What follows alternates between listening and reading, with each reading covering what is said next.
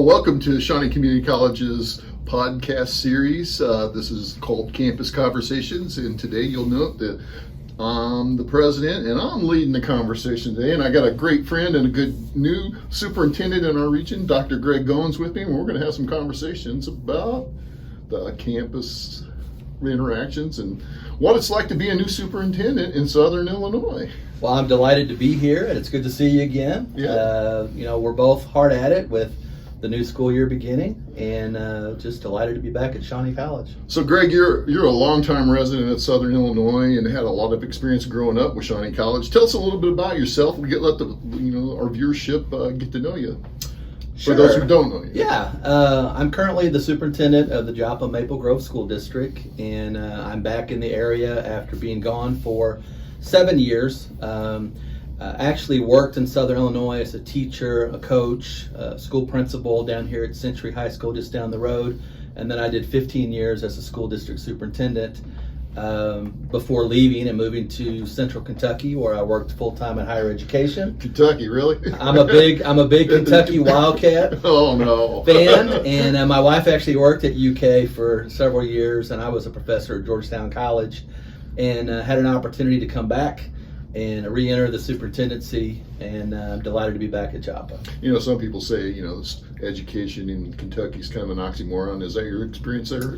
You know what? There are great people in Kentucky, and you can't answer that question. Basketball, horses, and bourbon is all I can tell you. There you go. So you said you were a UK fan, huh? Big UK fan. I actually went to the Joe B. Hall basketball camp when I was 15 years old. Oh, really? Yep. What position did you play in basketball? I was a shooting guard and played at Goreville High School. Pretty good athlete. Played basketball and baseball. And, my dad is a former school administrator, and he was also a coach for many years when I was growing up. So I always had a ball in my hand of some kind. Now, you met your wife down here, right? My wife and I are both from Johnson County. She's a Vienna High School graduate, and I'm a Goreville High School graduate, so we kind of had a county rivalry there. But yeah, we've been married for 29 years. Her name's Rayetta, and she actually worked here at Shawnee College during the 2000s for, I think, 10 years in instructional services, and really enjoyed that experience. And so you've got a lot of roots here at Shawnee College, right? Our family is, a lot of people have gone through Shawnee College over the years. My father, Manuel, was a longtime member of the Board of Trustees. I think he told me recently he served maybe 24 years. I think he did 4 6-year terms. He was the board chair twice. And, he's a kid that grew up in Karnak, back when Karnak was a thriving community during the 50s and 60s. And Shawnee College wasn't even here when he was a high school student at Karnak. So he got a scholarship and went to SIU, first generation student. Ended up getting 3 degrees from SIU, and always wanted to come and give back to Shawnee College.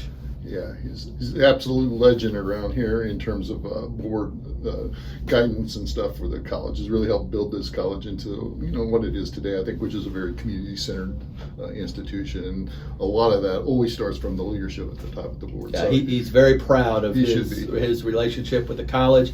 He just had a chance to meet you recently, and was delighted to do that. And I think you're the 6th president now he's had a chance to interact with over the years. So well, that's awesome. We went to an SIU game. Unfortunately, they didn't do well that game, but he looked like he enjoyed himself. He did.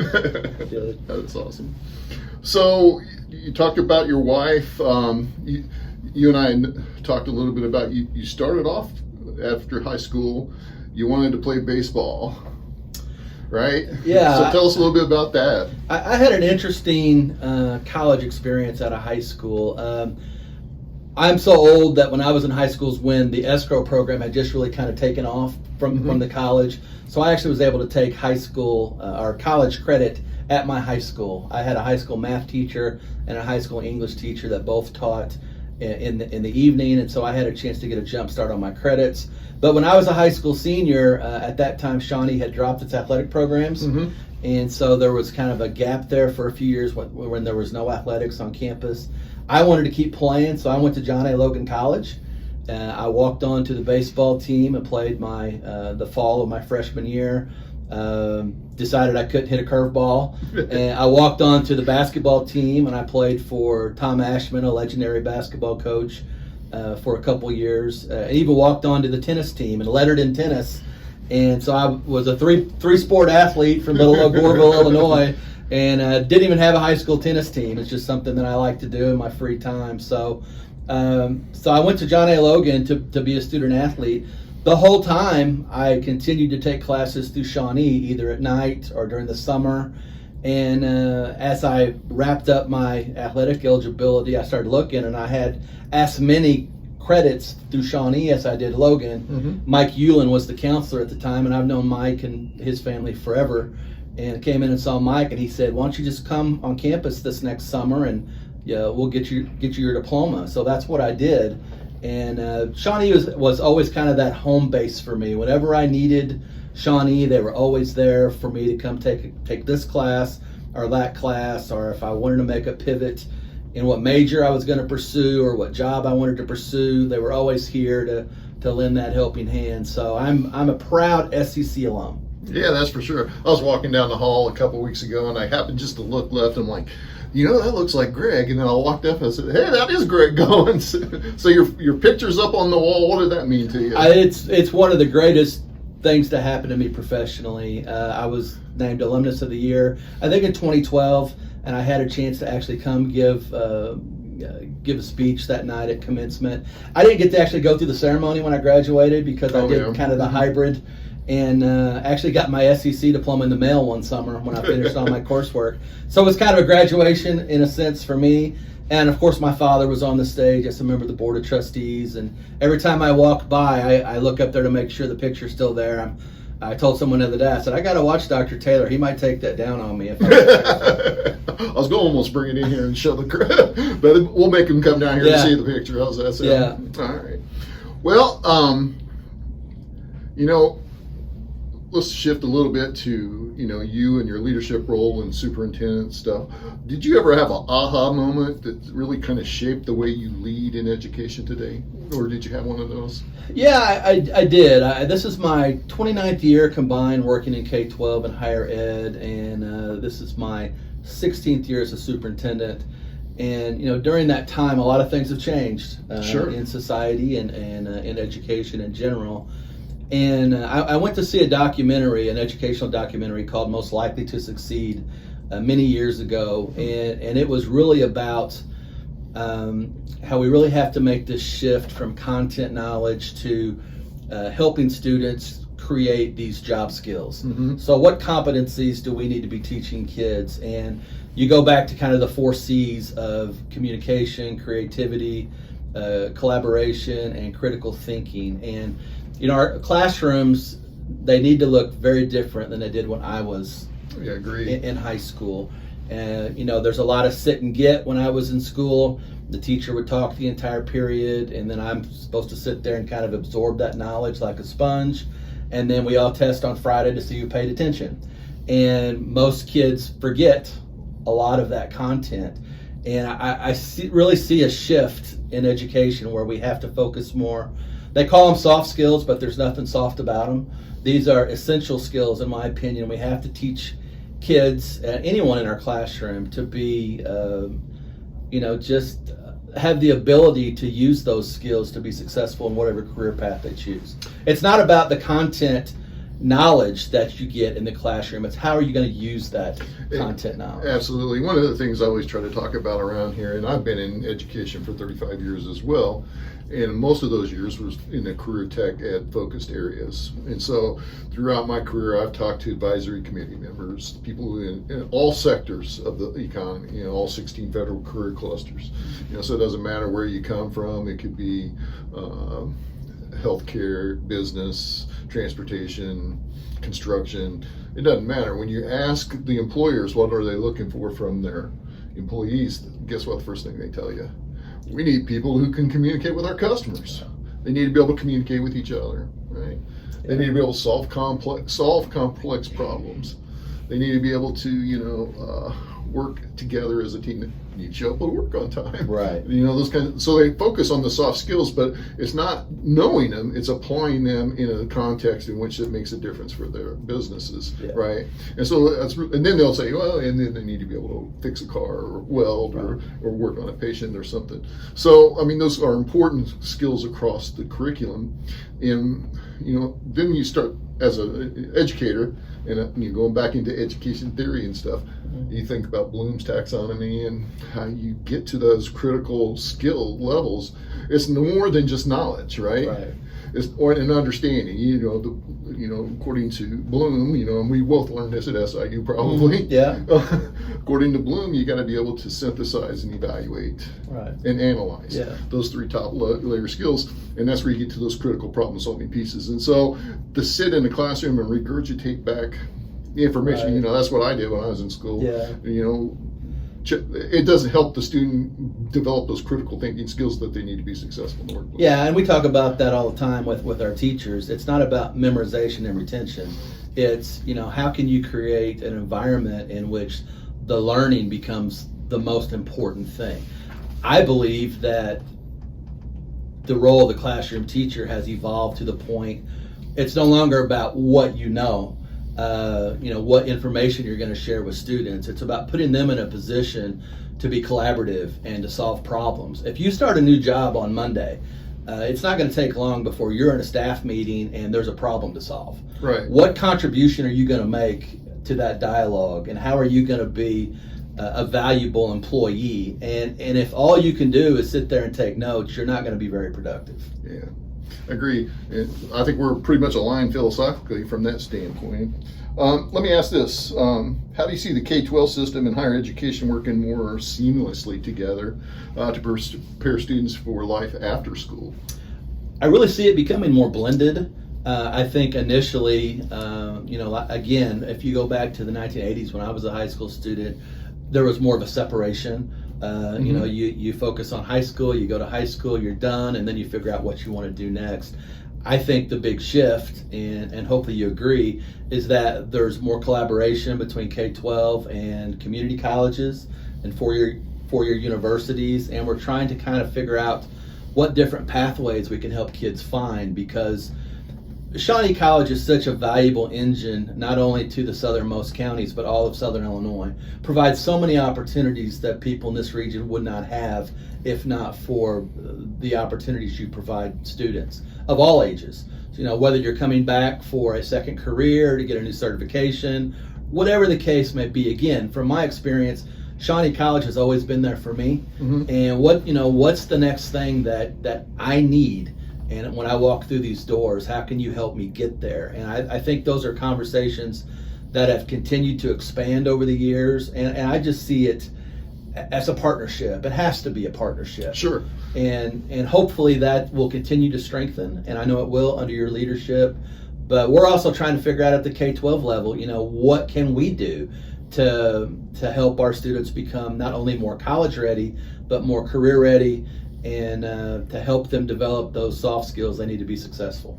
Yeah, I think we agree that there has to be a better alignment, collaboration. I think it needs to be more structured and thoughtful as we move forward into the future. What I always struggle with, and this is probably because I'm an older baby boomer kind of a thing, but when I think about how do you develop complex thinking or complex social problem solving skills, it has to do with creating a mental discipline, right? It's an approach, and practicing that approach over and over again. And then once you keep practicing and applying it, you get better at solving complex social problems, you get better at communicating. And so from my perspective, what I don't want to get lost in that transition is that idea that the students only have to do it once. Right.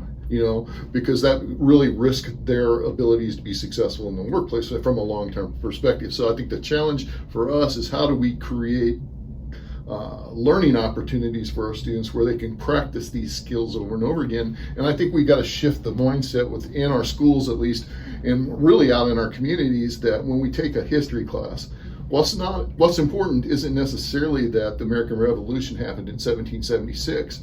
but understand the political context by which that happened and the types of courage it took in order to go forward and make those kinds of things. Right. And if you think about that as a student, and then you have to write about that, that's an absolute way to practice, solving problems. And the more you do that, the stronger you get. So I think the challenge is because, our communities, I see it all the time. I've already done that. Why do I have to do this? Why is composition important? Why is math important? I don't solve math every day in business, in my business, at my workplace. But guess what? The problem solving, the activities to solve a math problem creates a mental discipline for them to be able to practice and apply that in their social lives. And I think that's where education institutions failed me when I went through. They didn't just solve the problem, get the right answer. I didn't realize until later that whole thing of going through and taking these steps and checking my work and going back and checking it for multiple ways, that didn't occur to me until I was actually in the teaching field, that was valuable. So I think that's the challenge that we have, is not to just create a place where students can race to a finish, but they can race to a finish, but acquire the skills that they need. That's my philosophy. Yeah, it doesn't have to be a one and done. It shouldn't be a one and done. No. I mean, you need to continue to, just continue to expand what you're learning and what you want to do. And there are so many different pathways that you can take. And at one time, again, I go back to when I was in high school, those pathways were very narrow. Right. Now they're all entwined, and you can kind of go a lot of different directions if you have a lot of those basic skills that you need. And I think that's where both K-12 and higher ed really, that has to be prioritized each and every day, that we're teaching kids those skills to be successful. Yeah, I agree. If you could redesign the education system from scratch, what's one thing you'd change from the K-12 and higher education? We're getting to the tough stuff now, aren't we? Mm-hmm. I think there's this huge misconception that kids today, this generation of kids, whether you can call them the I generation, or I don't know what gen we're on. Gen Z. Someone said alpha something the other day, and I can't keep up with all the different generation changes. But there's this huge misconception that kids don't want to learn. Yeah, I agree with that. They're just distracted by social media and what they want to do. Have you ever watched kids make a TikTok? Mm-hmm. I mean, they're using all those soft skills that we've described over here in the last few minutes. And you see how excited they are to write the script out and to get creative and to collaborate and share ideas. And, they're so excited about doing something simple like that. And older adults like myself, too often, that's not real learning. That's just they're playing in their spare time. We have to get kids excited about learning. What do we have to do to get kids excited about coming to school? And if we're just going to sit them in those straight rows and we're going to lecture to them all day for 52-minute periods, they're not going to want to come to school. We have to find a way to engage students. So if I could change something, I think this idea of the traditional model of schooling and what its purpose is so different in 2024 than it was whenever we're talking about Bloom and we're talking about all the education theory that we had pounded into our brains whenever we were going through credential school. School has to be a place in which kids can come and be creative and be collaborative and use those critical thinking skills. And even the way schools look today, there's such this institutional feel to it. And if you work at Google, wouldn't you love to work at Google? I would. Or when I go to Starbucks, I thought, why can't we make our school look more like Starbucks or Barnes & Noble, or a place people actually want to go to and spend time? And so if I could change anything, I'd really get rid of these traditional values, what the traditional model looks like, and really just kind of reimagine what school could be for kids today. Yeah, when I was up in Michigan working in Auburn Hills, of course, it's the heart of the automotive engineering district. I mean, it's actually where I worked was the county north of Detroit. So, I mean, around the community, around the counties that I was in, is where the manufacturing happened. The engineering pieces took place in Auburn Hills. And Chrysler World Headquarters was about 100 yards past my front door at the college. And so I got to go over there all the time. I met Sergio Marconi. He took me around. Oh, wow. He took me around all over Chrysler, and he brought me into this meeting room. And in this meeting room, there's probably about 25 people in there, and they were working on this problem they were having with the Jeep in the manufacturing process. But in the room were people from engineering, people from business. They had manufacturers from around the world. There was somebody there from Korea because they made some parts. There's somebody there from France because they made some parts. Some German parts were there, and they were all, marketing was there. They were all collaborating around this problem and working together to solve it. And I thought at that time, wow, this is truly a global workplace now. And this was 10 years, 15 years ago almost now. Wouldn't it be great if we could figure out a way to make our learning environments like that? For sure. And with today's technology, there's no reason why we can't. And so what it really takes is some imagination. And we need to kind of coach and get our to me, I think, we need to figure out a way to get our faculty motivated around that kind of a vision to see that, what we're doing today isn't probably preparing our students enough for the workplace. Now, we love students, and I fully believe that our faculty, at least my faculty here, love our students, but they don't understand. I think they're still trying to understand how those students are going to be more successful in the workplace. And so exposing them to those kinds of things, creating opportunities between our institutions where they could work that way, I think has possibilities. Now, I don't know what it looks like, but I figured out we got smart enough people in our rooms, we can solve that problem. Yeah, and that's why I'm such a huge advocate for something like project-based learning. Yes. Any job you're in, you're going to be working with other people, and you're going to be working on solving a problem. It's going to be a project-based environment. And so we can teach people how to be more collaborative. Mm-hmm. We can teach people. There's a lot of people say you can't teach kids to be creative. I disagree with that. If you create opportunities for them to get creative and, let them take risks, let them take chances. And we don't have to say no every time they make a mistake. We can say, try again. Let's create a situation in which we want kids to feel like the learning space is a safe place. And they could take chances, they could take risks, and we can color outside the lines a little bit. Yeah, I mean, if we were really honest with ourselves, we'd probably say that we learn the most when we make mistakes. Absolutely. And creating that risk-free environment so that you don't want to make just decisions that are not data informed, but once you're able to look at and make data informed decisions, take some risk. Yeah. It's going to work or it's not. We're going to learn both ways, right? But if you get a bad grade on that assignment, are you going to be, real excited about doing it again? Yeah. So, are you familiar with Art Levine and Scott Van Pelt's work? And so what they're saying is that they think that we need to move to an outcome-based, non-timed. They're kind of advocating in a sense to get rid of the credit hour, time-based, get to a mastery level so that you can move as fast as you want, which I think appeals to this generation of students. Yeah. So what's your thoughts on that? Yeah, I think it's an interesting concept, and I'm not real big on time restraints across the board. I remember as an elementary student learning my multiplication tables, and you had 60 seconds to do all your eights. I've never been in line at Walmart trying to figure out what 25% off of this item.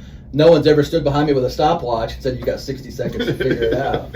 And teachers tell you can't use a calculator, you can't do this, you can't do that. Why? Why do these rules, these traditional rules, often get in the way. And I go back to this idea that, kids are mischaracterized, that they're not interested in learning. Kids learn most of what they want to learn, and they learn it usually on their phone or on their iPad or their Chromebook. But they're doing things that they are interested in that keep them engaged, and it's not forcing them to fourth hour so they can learn about psychology. I agree, it's the interest. And so I think as an education institution, it's kind of incumbent upon us to create that reason for wanting to learn. And then once you do that, I mean, they'll figure out ways. I mean, my kids, I bet your kids are saying, hey, anytime they want to learn something, they go to YouTube. How many times do you look at YouTube during the course of the week? I do. Well, I mean, all the time. I mean, I I'm working at home for sure. Yeah, I did a YouTube search the other day on how to make the perfect omelet, and you know what? I found 100 videos, and I made a darn good omelet. That's pretty good. All right, so let me ask this question. What is something you learned from your students that really surprised you? Just how much we underestimate them, and a lot of times we don't trust them because, we assume that they're going to make foolish decisions, they're going to make mistakes, and the only way we're going to help kids grow into productive, responsible adults is to let them, solve some of their own problems and make mistakes.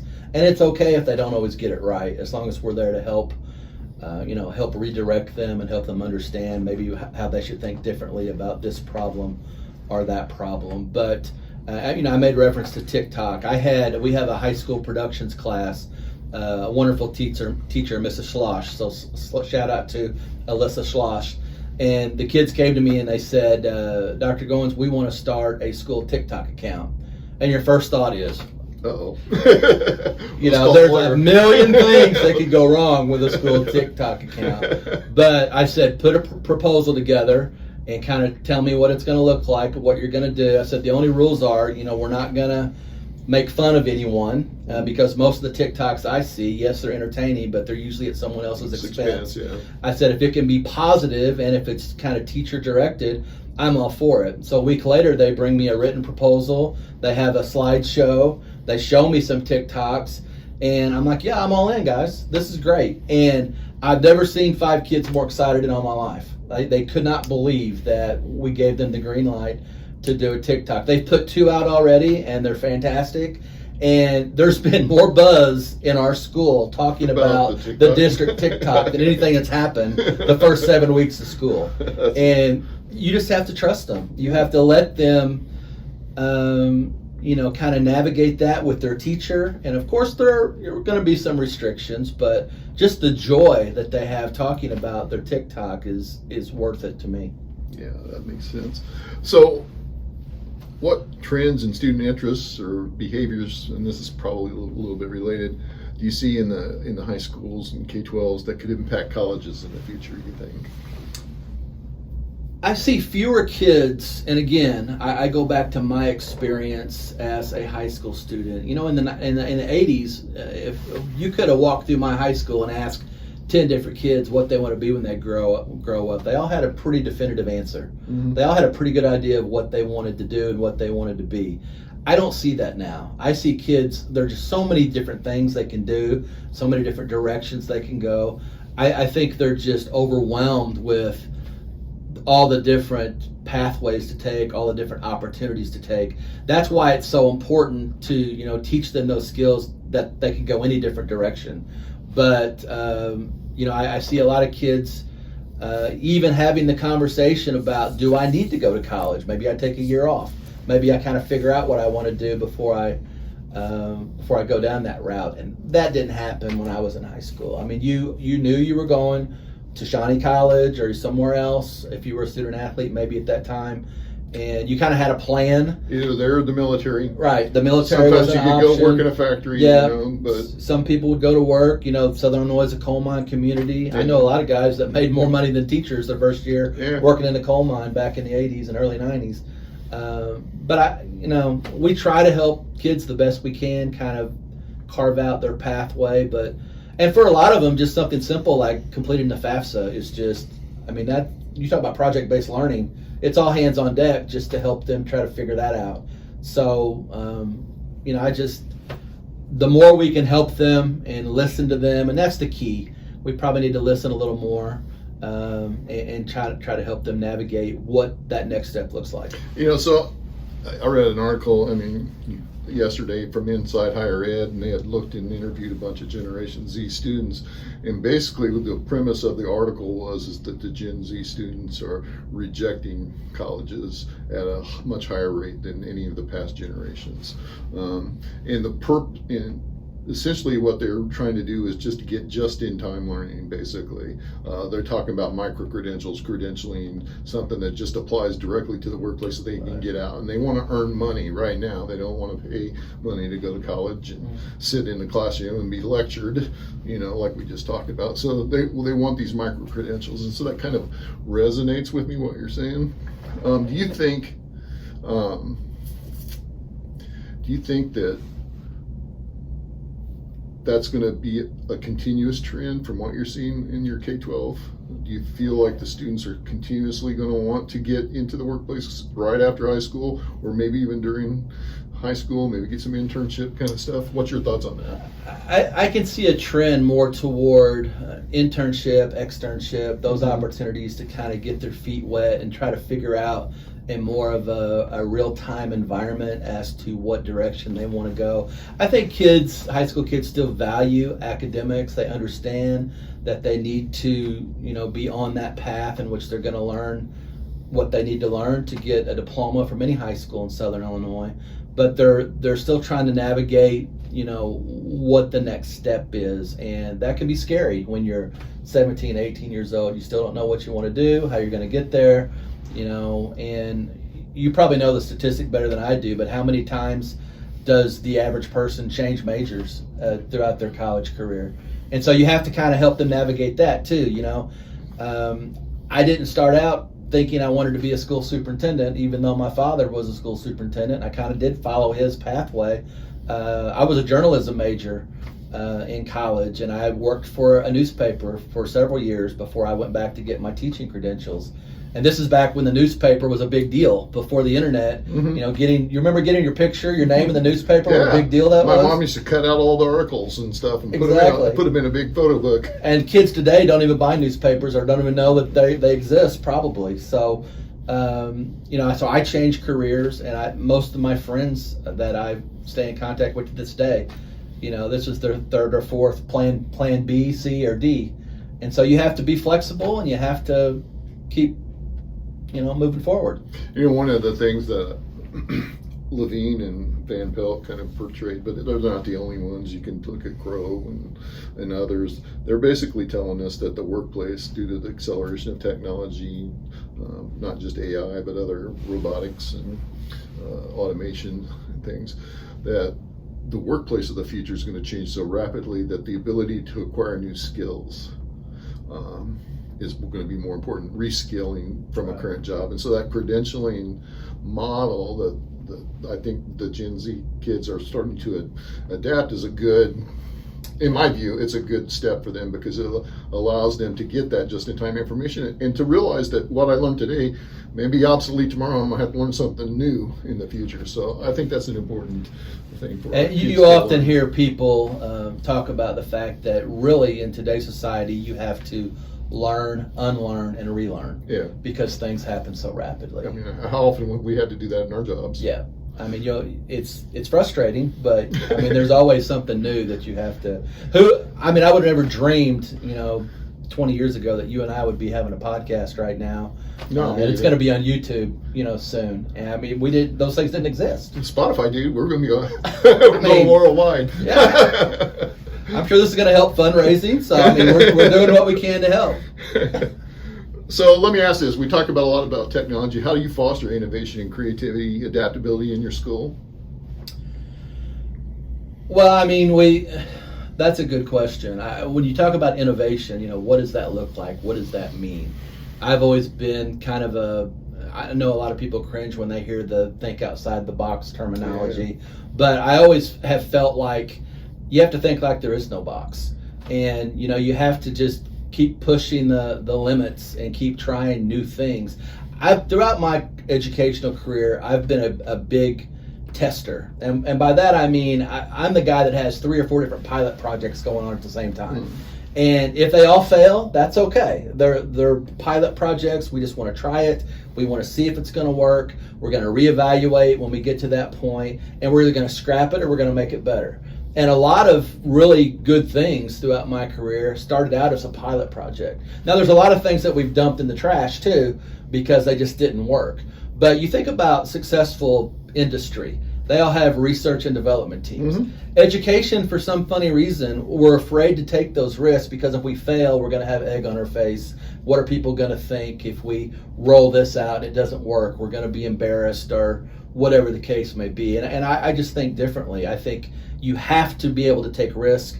You have to have the courage to put yourself out there, say, hey, we're going to try this because we think it has value. If it doesn't work, we're going to get together. We're going to talk about how to make it better. Sometimes you just have to scrap it, but sometimes you have some really magical things come from those pilot projects. Agree. And if I were to respond to the question, what have I learned? It's that ability to create the environment where risk can be taken from all of your employees. To me, I learned it was my fault that wasn't happening, because we weren't creating an environment where our supervisors were coaching and inspiring their people they supervised, and they weren't coaching in their frontline personnel, and the frontline personnel wasn't coaching and inspiring students. And so if you think about it from a top-down perspective, you have to kind of create this environment from the very top where it's okay to fail. It's okay to try some new things. You got to encourage, you got to coach, and that was kind of a big learning thing, because you can show people, look at this. This is what, this is what Arizona State did, or this is what Virginia Tech does, or North Carolina. This is what they do. People look at that and say, so? Yeah. What do you want me to do? I still live in this environment where you're making me do this and this and this. And I tried to do this and I got my hand slapped and stuff. So to me, it was a big learning piece to realize, hey, it's my fault. Yeah. If I want innovation, creativity, I got to create that culture within the organization. And that's what we're trying to do, Shawnee. And I think that's probably what you're trying to, sounds like that's what you're doing at Joppa-Maple Grove.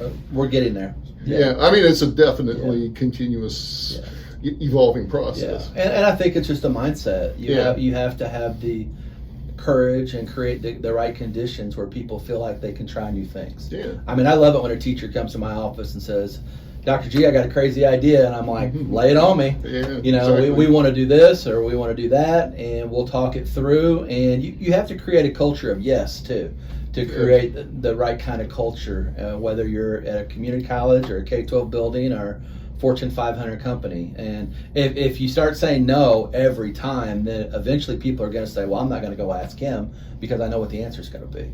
I really work hard to get to yes on a lot of those things. Yeah, that's good advice. So while you're in advice giving mode, what advice would you give a college president on how to work with younger students, their parents, other K-12 organizations? Wow. That's a great question. And you have just such a huge responsibility because, as I said before, Shawnee College is just this incredible engine that powers all of Southern Illinois. And, I remember, again, I'm reminiscing a lot about when I was in school, but as a fifth grader, I came to the Shawnee College basketball camp. That was the first time I'd ever been on campus. And I got to walk around and I got to interact with the players, and that made an impression on me as a 10-year-old. And I just would think more opportunity you have to get people on this campus, I think that should be one of your strategic goals for whatever the future has for Shawnee Community College. You have this incredible auditorium, theater, whatever we want to call it. Learning center. Learning center. You have all these great resources, but there's still a lot of people that have never been to campus. And so whatever you have to do to get people on campus would be probably my best advice for you. So we're trying to take a look at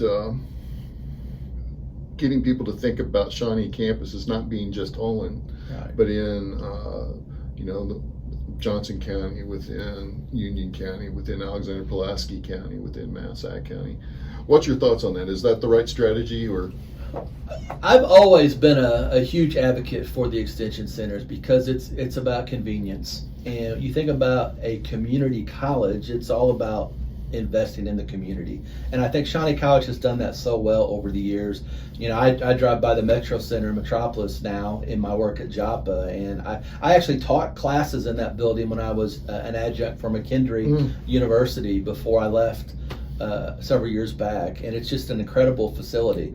I definitely believe there's a place for those extension centers, but I also, as I spend time on main campus today, I see fewer people in the building than probably 10 years ago. And so that's your greatest challenge, is to kind of figure out where everyone's at. I mean, if we do a head count of all the Shawnee College students, you're probably in pretty good shape. But if you're just going to count by building, then you have other concerns about bookstore hours and cafeteria hours and light bills and those kind of things. So I definitely want to see the extension centers continue to thrive, but it is a delicate situation to kind of figure out how to kind of bring back some priority to main campus. Yeah, I mean, that's the biggest challenge, I think, for our board. We realize, I mean, if you look at the population of our 5-county service area, I think in 2000 it was about 68,000. Last census, it was right around 5250. Right. So it's not headed in that right direction. And so the high school population, the graduates last year, I think fell under 500 in our 5-county region for the first time ever. And so you see a geographically shrinking population. And this campus was built for 70 or 80,000. So we're going to have Right. a lot of space that we're not using anymore. And then part of us knows that adults need to reskill on their jobs as part of the conversation. But if you're living in Metropolis and working in Paducah, you're not going to want to drive to Ulin every night, an extra 40 minutes to an hour, and then drive back 30 or 40 minutes. And so we have to figure out how to take the learning to where the people are. And so that's kind of the challenge that we're dealing with. If you were me, how would you engage those parents of your high school to try to get their perspectives on how we could better serve them as students, not just their kids as students, but them as students?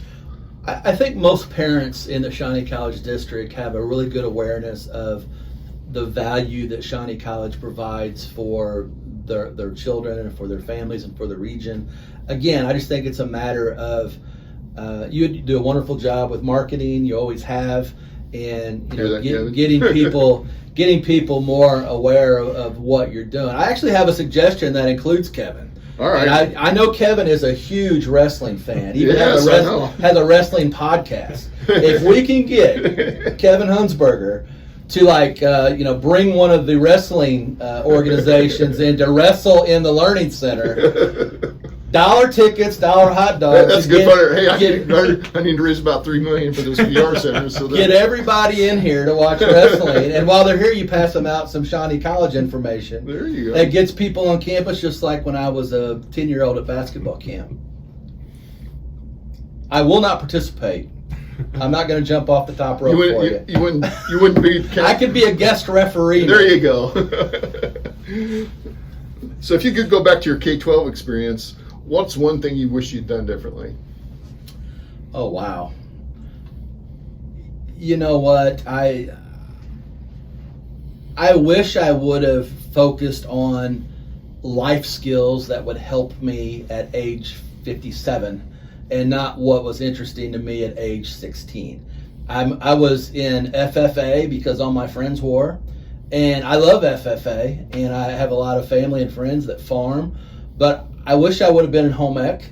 I wish I would have had learned some cooking skills and some life skills. I'm not much of a cook at all. And when I watch YouTube, I'm usually watching something related to how to make something or how to cook something. I wish I would have spent more time taking those type of classes and not just kind of going with the crowd and doing those kind of things. I wish I would have been open to taking a foreign language or, doing things that maybe weren't considered cool when you're 16 years old in 1984. So if I had a do-over, I would probably do things a little differently. Just try to engage in those skills and activities that might help me later in life, not necessarily as a high school student. Yeah, I think I would have probably done something similar. We were from a very poor family, and there were times when can't tell now, but I didn't get to eat. And so my mom kind of stepped in and said, "You're going to university. That's the only way you're going to break this cycle." And so early on, I was like, where can I make the most money? So engineering, boom, I want to be an engineer. If I would have probably spent some more time thinking about it and sampling some different careers. I mean, you hear this a lot from parents these days, but go find out what you like. I mean, I would have probably experimented and found out, what, I like teaching.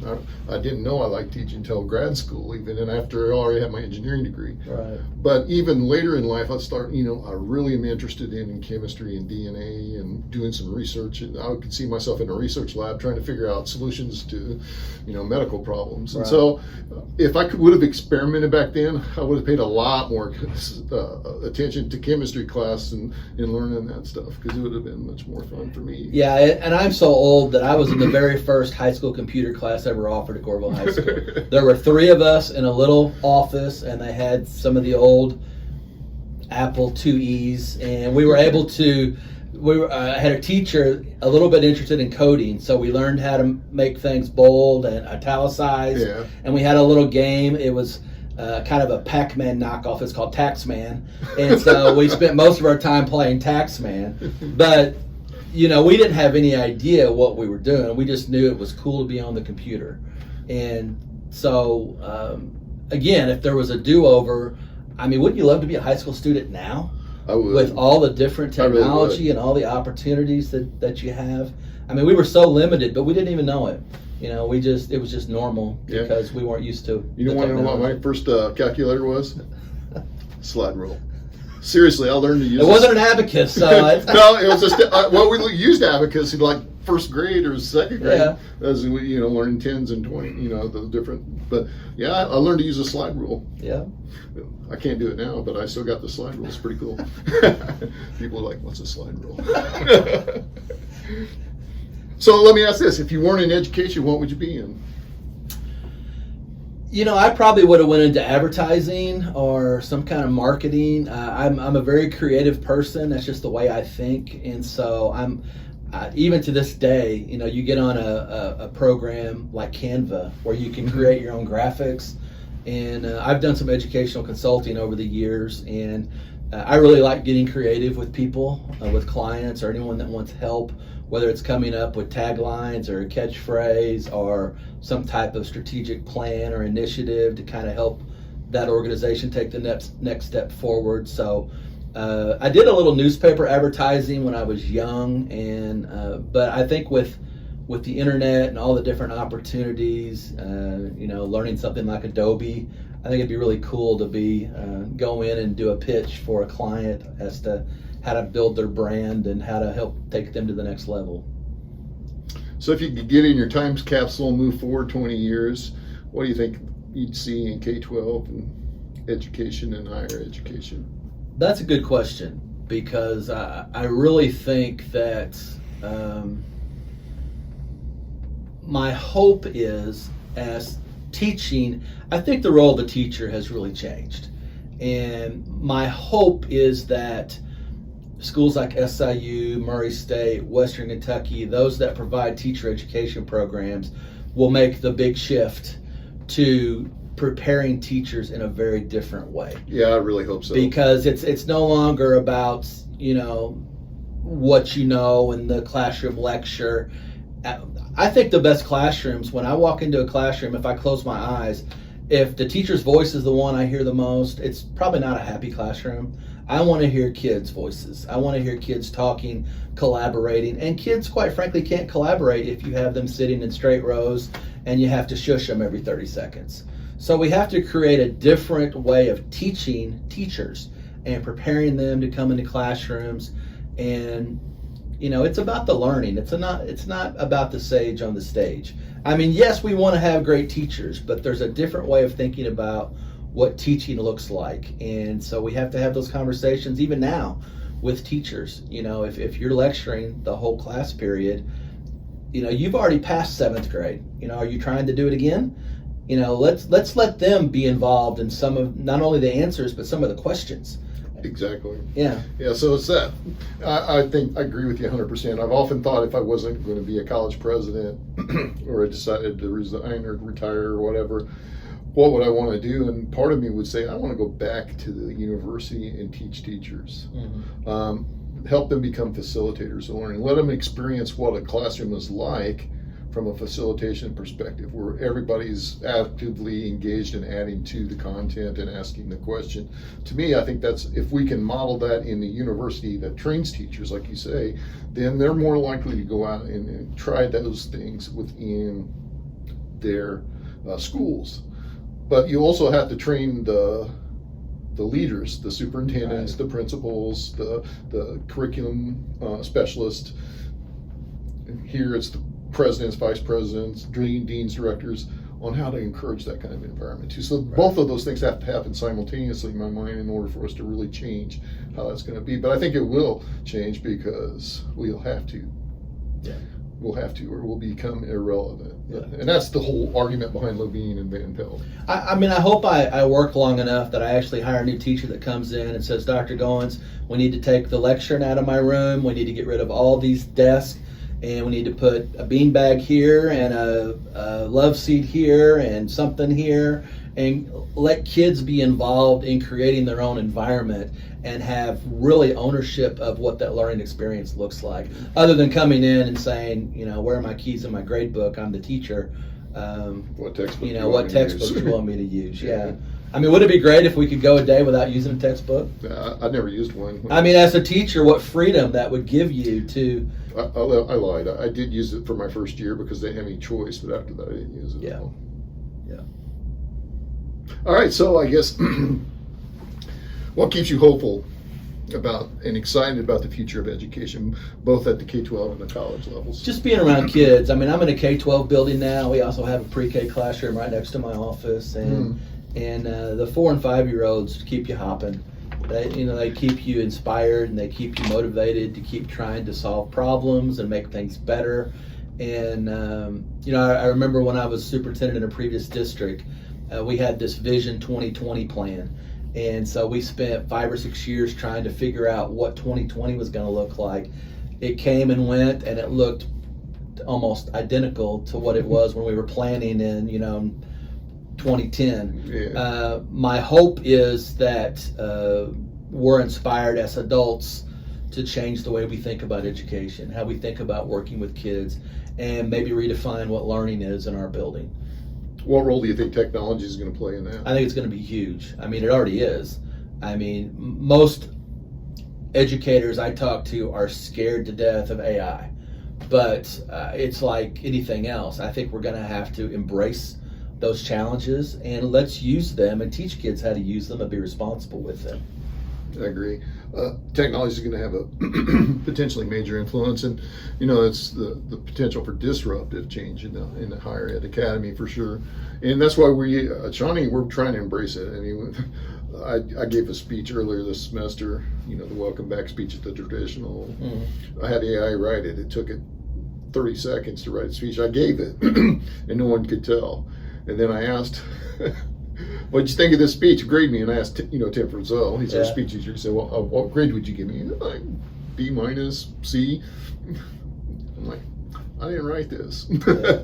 and so we're encouraging our teams to engage with AI and figure out how to use it more as a thought partner. And if we can learn to use it as a thought partner, then we should be able to teach our students how to use it as a thought partner. I think there's great value. There's a lot of productivity type things that AI is going to make easier, and that's a great example. The things I don't like about it are, not long ago I saw somewhere where Elvis had released a new song. Yeah. How long's Elvis been gone? Since 1977. And so when they start messing with stuff like that, and if the Beatles are going to release a new album, that freaks me out a little bit. Well, there's that. I think the innovation in technology, you'll see some more graphic, holographic kinds of stuff. I think in the future, as the computing power gets up, you'll see more of that integration with AI and VR. We're experimenting with VR. We got some really exciting stuff. I think the college is planning with VR coming through. I think it will really excite our community because it'll be extremely unique in our region. And I would think that would be a tremendous challenge for you and your staff, is to try to stay ahead of that, because you've got to stay a couple steps ahead in order to figure out how you're going to bring that to the region, whereas I just have to kind of keep up with it for my daily productivity. Well, I think it has impact because we will eventually figure out ways to use it to increase our presence and connection with the K-12 institutions. And so that's really kind of what we're hoping for in the future, and I think we're headed down that path. Yeah, that's exciting. Anything you want to ask me?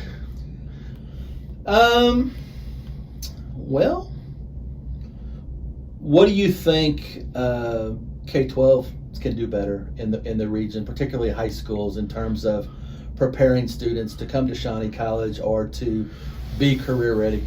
I think what we need to do is work together. I mean, to help students grasp the fundamentals at a younger age. My wife teaches 5th grade, and one of the things that she does every year, and she teaches 5th grade science, is she gives a kids test, a math test, 100 questions on addition, subtraction, multiplication, division, basic stuff. She wants to know where they're at. What she tells me is out of 100 students that she tests, guess how many actually pass all 4? Probably not too. It's not too many. Okay, so I don't want to embarrass anybody, but if you can't do addition, subtraction, multiplication, and division at the 5th grade level, and your 5th grade teacher's teaching the required state curriculum, which is fractions, decimals, a little bit of what I would call pre-algebra kind of stuff, how can you do that? And so, because you have state standards that you have to meet and requirements that you have to meet and all these things, what we're doing since COVID, the COVID kids, these kids who had started in 2020 in 1st grade, they got half or 3/4 of the way through the year, and then we went home, right? But we passed them. Right. The 1st grade, a lot of it was done online. Not all schools, but a lot of schools did it online, and we passed them again.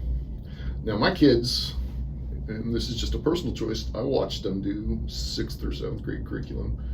No, it was 8th grade maybe. And they learned history or government in 3 weeks online. And I'm like, no, they just didn't learn. Right. And it's not and this is not a value judgment against the teachers. Nobody was ready for this. The online learning platforms wasn't good, but we still passed students. And so you've got students who come up 1st grade, didn't get skills, 2nd grade, didn't get skills, 3rd grade, they started behind, 4th grade. So I think we need to do is work together to make sure these kids get the fundamental skills so they can be successful in your classrooms. And so your teachers aren't having to spend time reteaching. You got teachers, they got a pod of students over here that's, trying to get educated. And then you got a pod here that's probably mastered what they need, and you're trying to inspire them, but they're being held back because not everybody's in the same place. And so I think Shawnee can probably help you. I think that's one of the things I think we could do better is help you do that. And then explore some creative ways. I mean, you and I kind of joked about the next gen dual credit. I think that's something we really need to look at. Well, how can we really share resources? Not just dual credit resources, but other types of resources, because we got a shrinking community. The costs aren't doing anything but go up.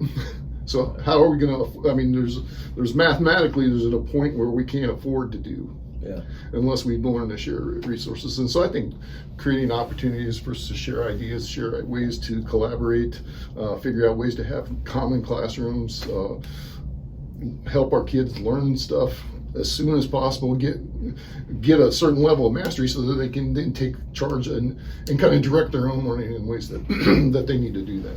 Yeah, and you and I have talked a few times, probably my number one concern day in and day out is the teacher shortage. Yeah. And it's not just teachers. There's a shortage of quality administrators, and it's getting more and more difficult to find quality teachers in every school district, not just Joppa-Maple Grove. So we're trying to kind of reimagine what that looks like as well. And my hope is we can be partners in that journey as well, trying to figure out what that looks like. So I think there's a place.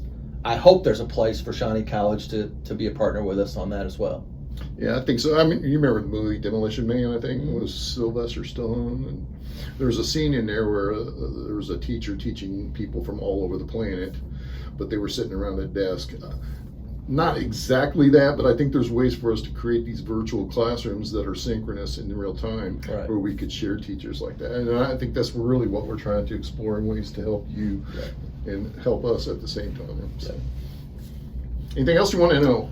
I don't think. I think I've enjoyed the conversation. I've enjoyed being back on campus, and I still think that the Shawnee College cafeteria is one of the best places to eat in this area. And I always look forward to getting one of Connie's cheeseburgers when I'm back on campus. So she's got some great desserts too. She does. Yeah. Shout out to Connie. Way to go. So Kentucky fan, Cardinal fan.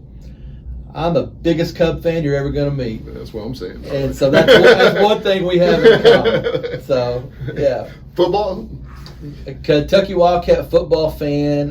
Really don't have a NFL last team. Weekend, though. Yeah, a big upset at Ole Miss. So we're excited about that. But, since the Cardinals left St. Louis, just not a whole lot to root for football wise. I do follow the Titans because Kentucky's former quarterback is the quarterback for the Titans. So that's about it. Well, we can get together on the Cubs at least. There you go. We need to go to Wrigley. We need to have Shawnee College night at Wrigley Field. Exactly. We can You sing throw the out the first 17th. pitch. We can sing the 17th There you stretch. go. Yeah. All right. Well, if you guys have any questions, as always, feel free to drop them in the comments, and I'll work with Greg to answer any questions that you might have. And we appreciate all your time and attention. So, Greg, thank you for coming. Appreciate you, man. Yep. Look forward to continued partnership development as we move forward in the future. Thanks for having me. All right. Thank you.